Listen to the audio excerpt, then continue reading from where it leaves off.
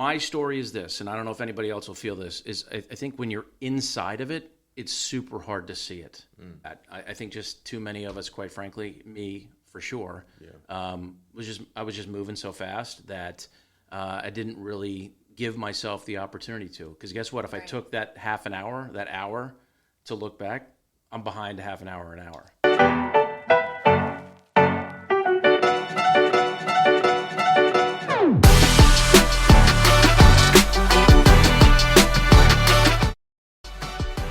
Hey, what's going on, everybody? Welcome to the Cloverhill Family Ministry Podcast. I'm Charles. I'm Shay. And we're really excited for this week's episode. We're going to be talking about the idea of rest and burnout. Really, really exciting topic to some of us. We got a guest with us today that I want to introduce. Drew Van Esselston. I got it. You got it. I got it. Van Esselston. You work with FCA. I do. And so if you could take a minute, Drew, and just tell us about you, your family, what FCA is, to anyone who doesn't know. Sure. Then we can kind of get into the topic. Yeah, super excited. Thanks for having me. Yeah. Great to meet y'all. Spend a little time with you today. Yeah. FCA, Fellowship of Christian Athletes. We get to work with coaches and athletes and just have them understand a couple things. Number one, that even though they've been gifted sport, that their identity doesn't lie there. That's good.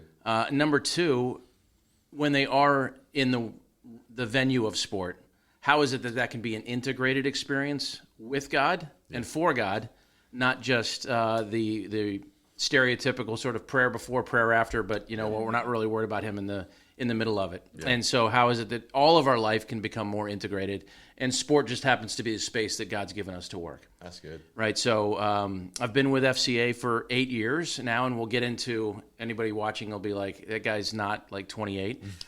We'll get into a little bit what I did before. 32, I wish. Yeah.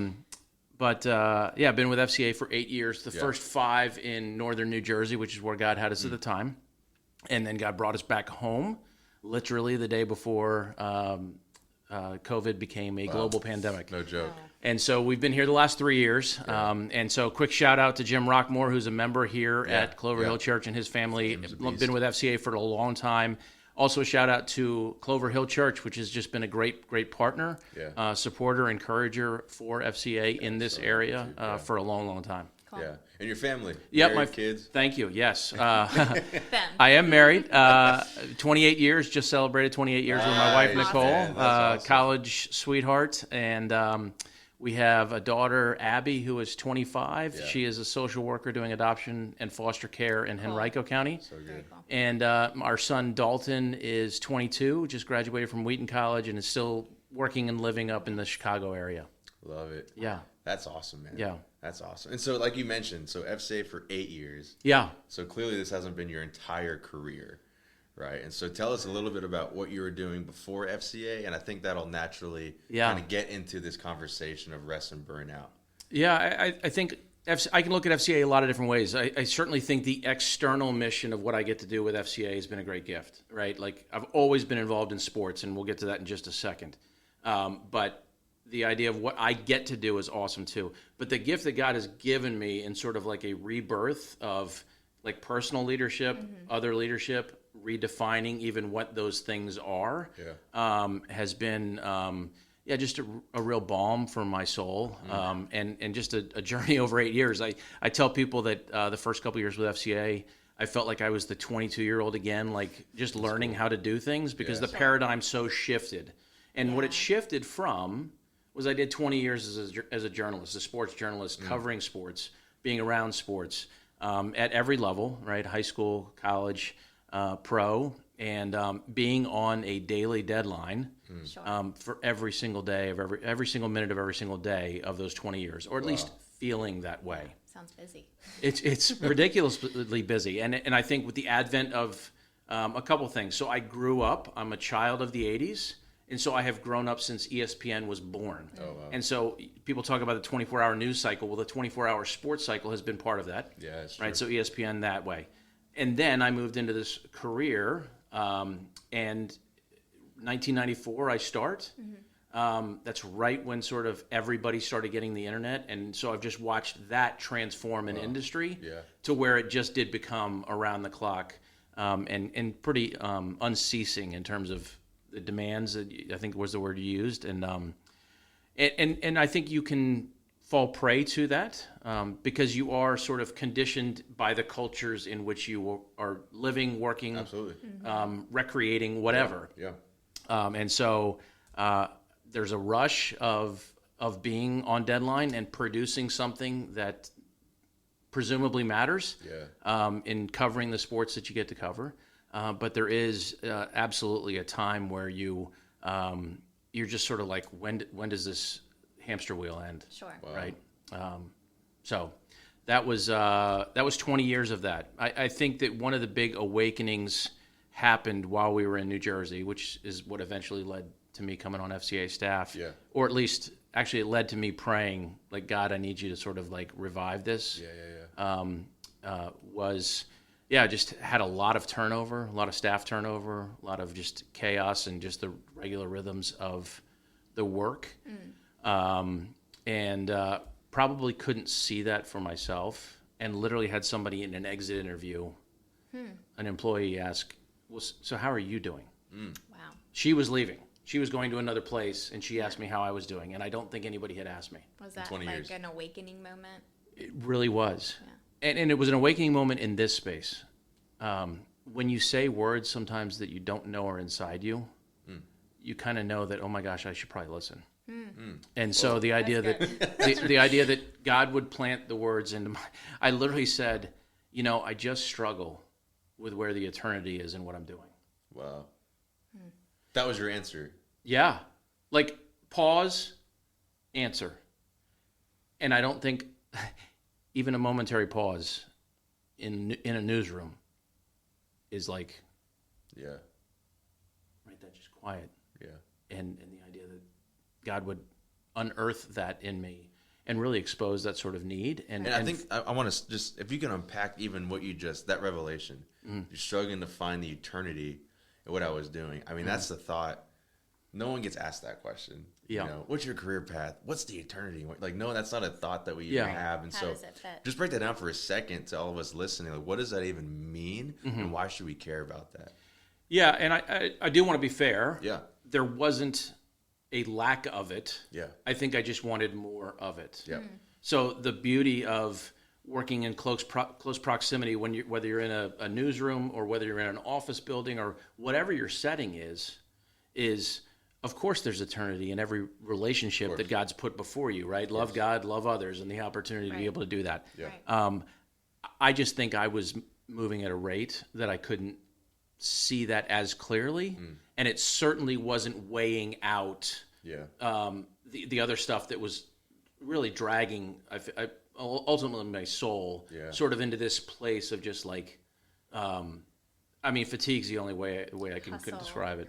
Hustle, hurry, anxiety, envy, comparison. I mean, all the things. Like, you want to rattle through them. I think in our culture, and I know we'll get more to this later, but this idea of hustle, have a side hustle, work hard. There's something that we're trying to fill on the outside and the external that if we don't have it aligned right on why we're doing it, everything else is in vain. Yeah. Did you feel like that while you were in this hamster wheel? I feel like my story is this, and I don't know if anybody else will feel this, is I think when you're inside of it, it's super hard to see it. I think if you create opportunities, as that young woman did for me, Sure. or as you create opportunities for yourself to literally take that step back and look, then I think you can see that. I think you have the ability to be aware of that. I think just too many of us, quite frankly, me for sure, I was just moving so fast that I didn't really give myself the opportunity to. Because guess what? If I took that half an hour, that hour to look back, I'm behind a half an hour. Sure. And that's just a pressure that is self-imposed, is culturally imposed, and can certainly just perpetuate itself day after day after day. Yeah, so she asked that question. It's an awakening. You go back to work the next day. What's different? Yeah, I wish I could say that work changed a ton. And I will say this, too. I'm not disparaging work. And you even referenced this, the idea of, like, there is a theology to work, right? Tim Keller's got a great book on Every Good Endeavor about why it is that Christians, frankly, should be the highest achieving in the spaces that they've been put. Sure. Absolutely. And so this was a me problem. It was not a journalism problem. It was not a I have to own that. So what I think that sparked though was this. God, you created me to love sport. Like I have an idea of how I've been created. How might you reimagine this in a way that is life-giving? So for me, and hopefully for others as well, selfishly, it was for me to start. And so that prayer began, and then FCA literally showed up in my Twitter feed, an opening with FCA. Wow. And then I just, obediently started following through with that because I was just like, what if? At the encouragement of my wife, who's much more the action person. I'm the thinker, she's the doer. And she just said, yeah, this very well could be the answer to that prayer of like, how does God revive you who are made for sport, made for coaches and athletes, what that might look like in a different context than maybe you've ever thought or seen before. Yeah, that's risky, even letting yourself go there to imagine something different. Getting out of the hamster wheel. So how did you feel making that transition? Yeah. It was tough. And what I would say is this, think about it as breaking any habit, right?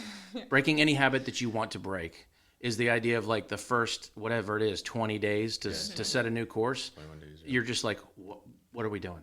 Like, no, I'm going back. Yeah. And so when I stepped into FCA, I do remember it was just sort of like, there were days I was just like, okay, it's 5:00. Like, I can finish this tomorrow?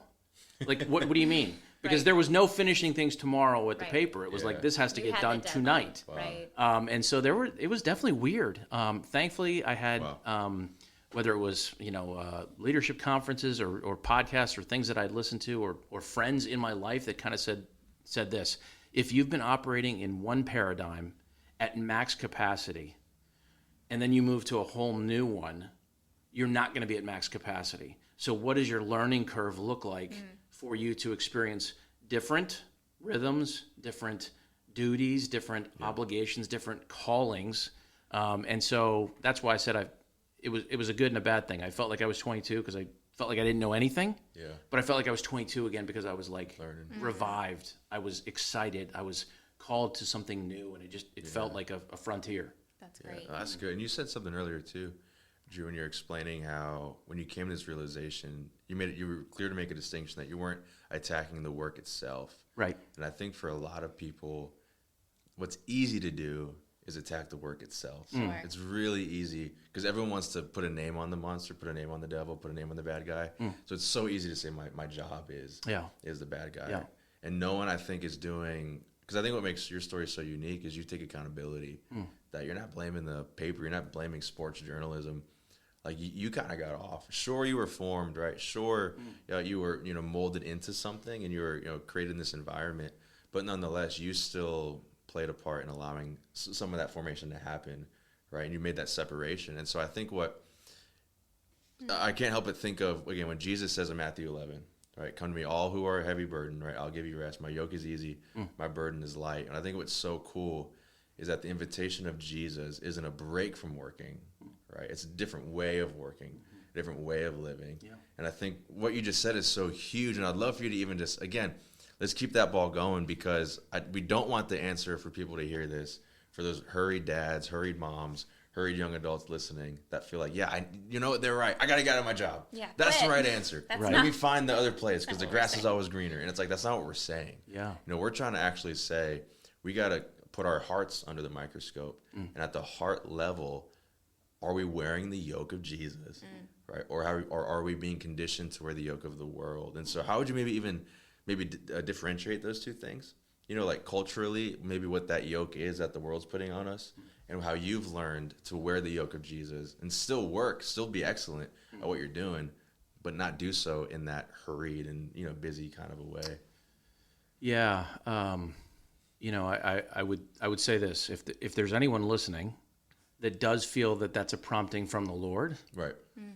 then like sometimes maybe you have to listen to that, right? Sure. And so you have to discern that, you have to filter that. Like there's no lack of knowledge in this world. There's a ton of lack of wisdom in this world. That's good. Right? So how is it that we discern Right. through things? So if somebody's like, could I be that guy? Like, I don't want people to be like me, but I think if they see their story and my story, then, and they want to talk to me about FCA, I'm here for it. Yeah. But it was, I had to, an important clarification on that prayer. Lord, you know me. You know how you created me. You know how you made me. Revive this for me. The side of this was, it was not, God, I need you to help me parachute out. Yeah. Because the answer very well could have been, you're going to stay exactly where you are, Right. and I'm still going to revive it. Yeah. Or at least I'm going to give you eyes to where you maybe could see it a little bit differently. Right. Yeah. That's good. And that doesn't mean that there wouldn't be necessarily hardship, right? We're not promised no hardship in the Christian walk, far from it. Yeah. And we're certainly not promised ease in this world, and we're certainly not promised that all of a sudden everybody's going to get behind us and think, oh, they've got it all figured out. Yeah. Right. In fact, people are going the opposite direction from Yeah. that. Right. And so, I wanted to be mindful of having an honest prayer, which was scary because I knew what I wanted the answer to be was something new. But another prayer that's been super meaningful, and you just referenced it, the heart piece, is from Psalm 139. It's pretty much every single day right there at the end. It's search me, O God, know my heart. Absolutely. Test me and know my anxious thoughts. See if there's any offensive way in me, and lead me in the way everlasting. So good. Right? God's doing the searching. He does the knowing. He does all of that, and he does the leading. Right. And so how am I in concert with him? How's my heart in concert with his heart? And I need that prayer every day because guess what? I am prone to wander, and it's just have to be continually reminded of just the need to be with him. Yeah. Your switch from journalism to going to FCA almost forced you to slow down in a way to have more work-life balance. What other rhythms or practices did That's you good. take after you were almost forced to slow down? Yeah.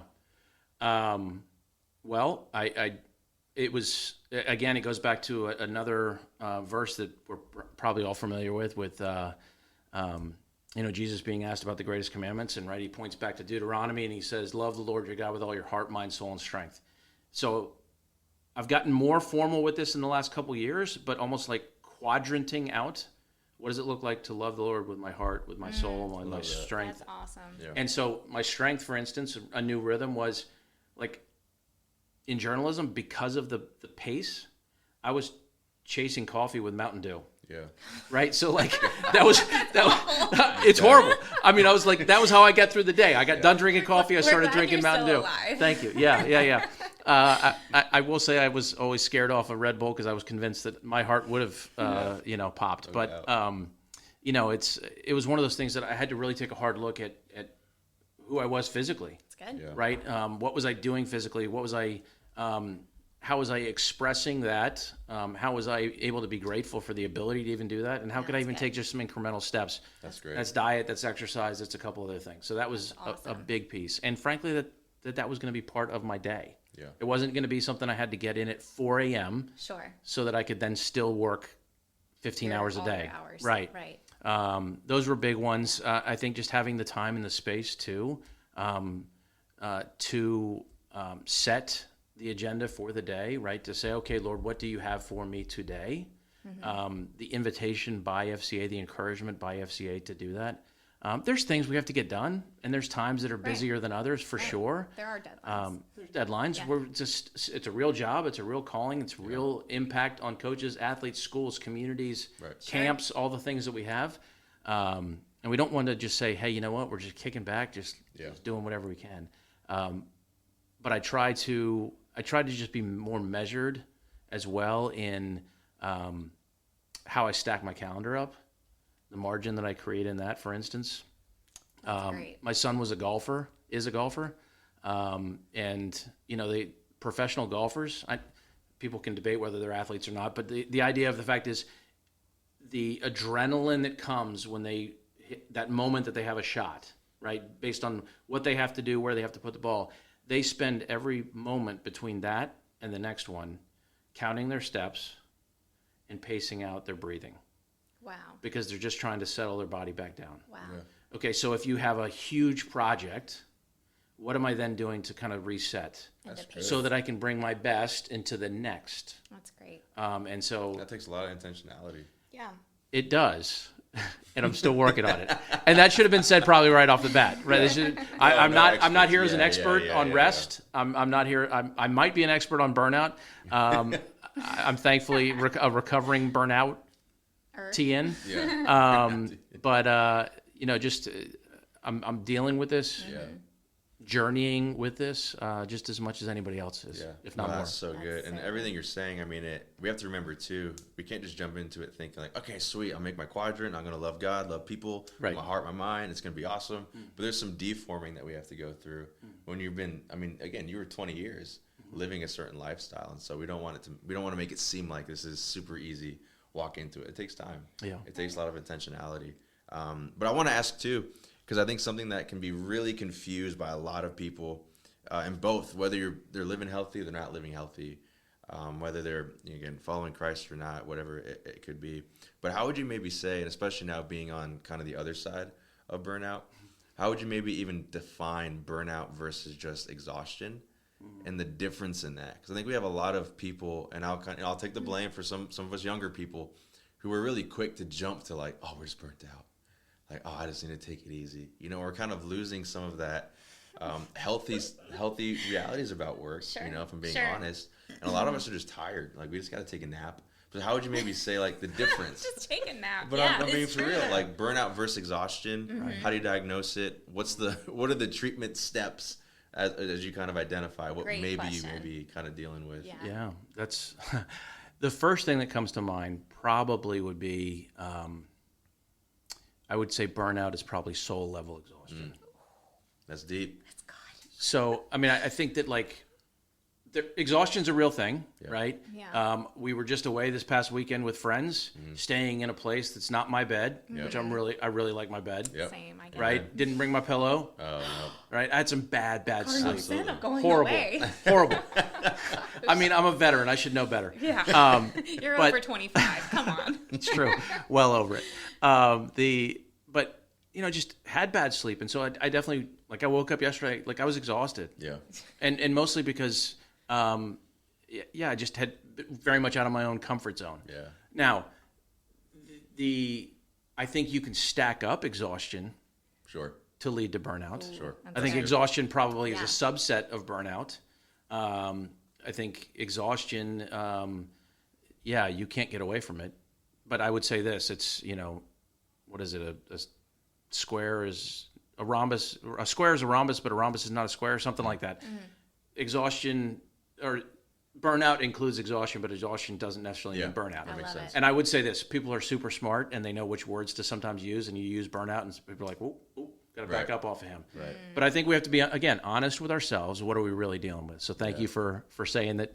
Maybe you need to be more careful with your, how you label Yeah. something. No, and that's good. And even what you said, you define it as soul level. So again, let's unpack that. What does that even mean? Soul level exhaustion or burnout. What is that? How do you even know? I think I only know really experientially, and Yeah. and what I would say is that when, when you're having trouble, like in other dimensions of your life. So I talked about that quadrant: heart, soul, mind, and strength. Yeah. Right? We are interwoven beings. Yeah.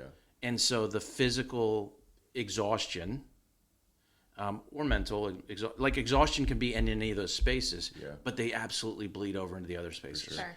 Think about when you're sick, right? How much do you not want to do Yeah. something physical, but Right. or how much are you like short with people in your life because Yeah. I'm just sick and I'm tired, Yeah. right? So Right. like, what does that look like? And I think that when it starts to creep, right, and starts to spread like a germ, quite frankly, into all those areas, That's really good. you can really see it showing up in a way that's not remediable, if that's even a word. By something quick and easy, maybe over take a long weekend and rest up. Right. I think it's so important.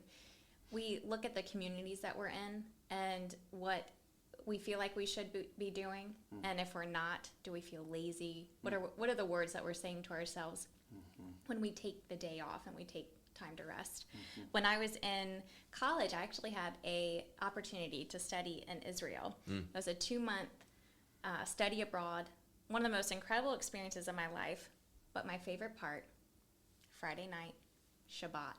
It started at sundown all the way until sundown on Saturday. And it was so weird to see a whole community shut down. Yeah. Everybody planned to prepare for rest, for family time, for food. Like all of the preparations took all day to rest. And it was so intentional.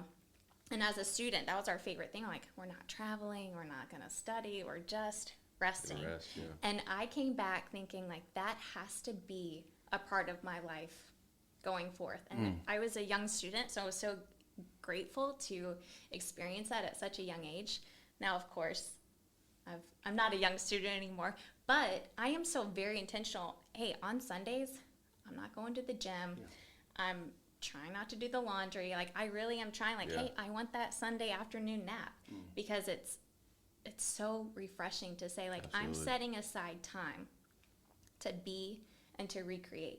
And when we were there, our pastor / professor, he said, the thing about when we rest, we do something that allows us to be a part of creation. We recreate. The whole idea of the word recreation has the word recreate in it. Right. So what are we doing when we rest that is recreating some of that soul burnt out that is trying to get on us, and really combat it with rest and fun and enjoyment and recreation. And I think we have to look at that. I mean, that's phenomenal. What an experience to have at an age where it was so formative. Now you have a young family, and you have the opportunity to really bake that into who your family is, and that's great. There's times I definitely would want to do over with my family, praise God, nothing that's like, that's long lasting or whatever, but it is sort of like, man, I wish I could have done like 2010 all over again. Wow. Sure. Right. So that's great to do that. I think the other thing too, as you mentioned that, I think about a little bit I know about you just for a second, but you're a mom on the go, answering many people's needs all the time. All the time. And so you're and a husband. And a husband. Okay. Who likes I wasn't going there. meals and snacks. I wasn't too. going there. Right. But so Sunday for you, Sure. Sabbath for you means, you know what? I just want to I'm off. I'm off the clock. Yeah. Right. The other thing too, like people who work in, really heady spaces, right? They say sometimes that if you work with your body, you should Sabbath with your mind. If you work with your mind, Sabbath with your body. Yes. Honestly, like my mind is going a lot, and it's not horrible, but what I can say is that one of my favorite things, and people will be like, you're crazy, I love to cut the grass. Yeah. Sure. First off, Yeah. my cell phone, I can't hear it ring, number one. Number two, like it is just, there's an order and a sense to it, and there's also somewhat a mindlessness to it. Yeah. And so it's, get it. And you see the results. it's Instant. Like, hey, you know Instant you did results. it. hey, Yeah. There's something about nothing like striping a yard. Yeah. So, I mean, you have to, that's to your point about regeneration, recreating. What is it that gives that life back in? Yeah. And we might get to this a little bit later, but it was sort of the idea of what do you need and how much do you need? Yeah. Because if we are literally saying, you know what, I'm doing day by day, and there's a lot of wisdom in that, right? Lord, give me my daily bread. He promises that. But if we're also just sort of like getting by, I very quickly can be, in a deficit. I have a question. Back to school. Everybody's calendars are all of a sudden slammed. Sports are starting up. Yeah. My son's about to start his little soccer league, and So fun. my daughter's going to do her dance class. So our calendars are already starting to fill up. From the FCA perspective, sports are huge in families, and they require a lot of time. A lot of time. And they take away a lot of family downtime. What would you advise our families listening on having a healthy boundary on children and sports, rest, family time? That's good. That's good. We need a whole nother podcast I for think that we one. I mean, it's super nuanced, and guess what? It's an issue that. So I'm doing a master's program through Baylor right now, and in theology and sports studies.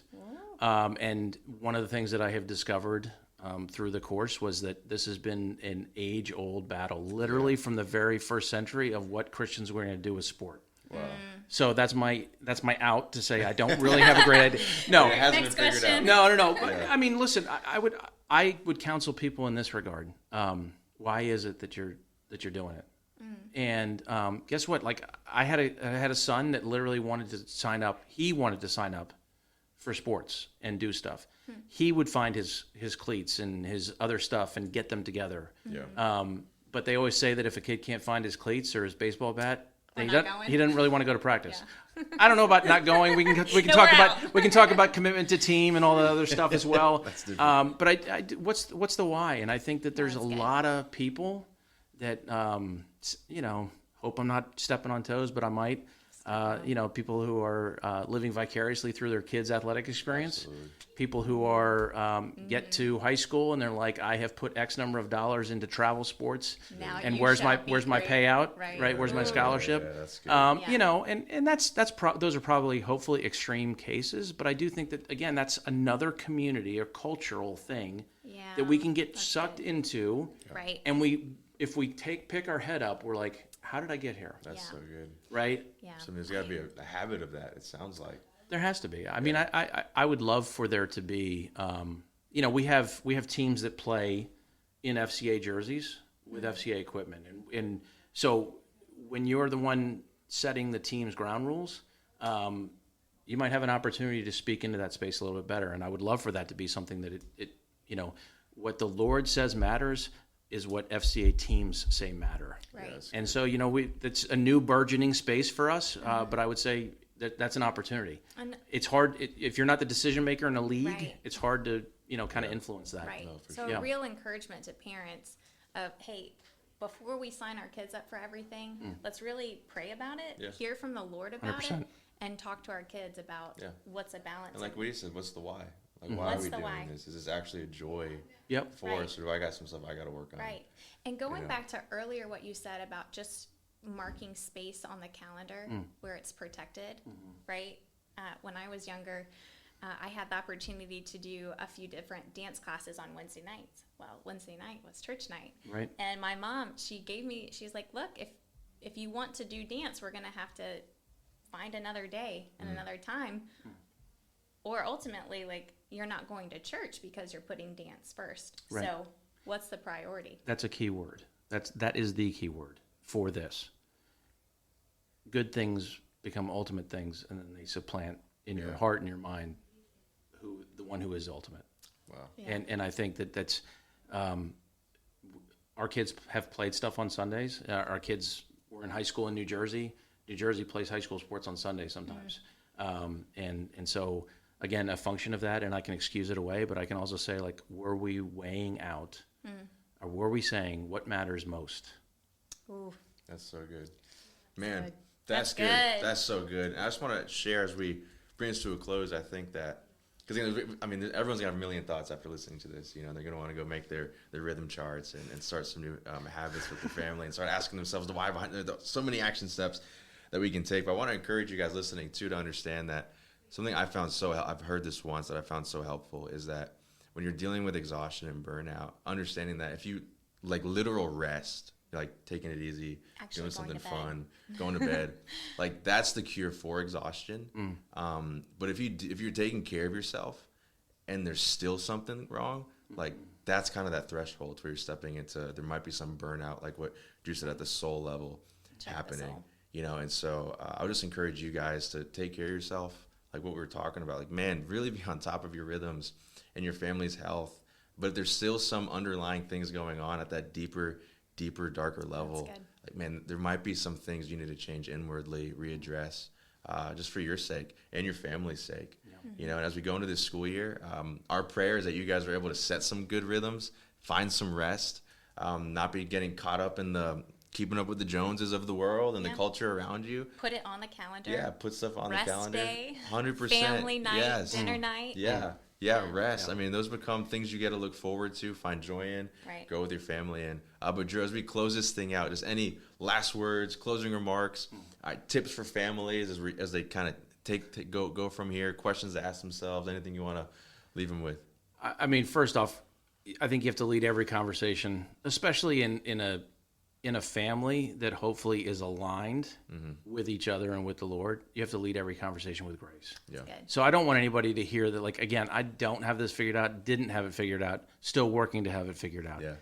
But leaning into what may be there for me. Yeah, that's good. And so, like, any of these practices that we want to put in place certainly can be beneficial. But goodness, like, you miss a day, right? You miss a week, or you have a season that's kind of off. It doesn't mean that it always has to be that way. Yep. Right. I think that was probably the thing that's most jarring about my first 20 years was I think I never asked myself at any sort of checkpoint, does it have to be this way? And so, like, you're saying, what are sort of That's the good. evaluative rridhms? Yeah. So, like, is it quarterly for a family? Is it monthly for a family? That's is awesome. do we sit down and say, okay, here's what we did. Like, this is what do you reflect, and then do you deliberate on what's next? Do you reflect on what's been and deliberate on what God might have next? That's great. And so, like, I think that that rhythm, just looking back and then looking forward, we That's have to have awesome. those more in place.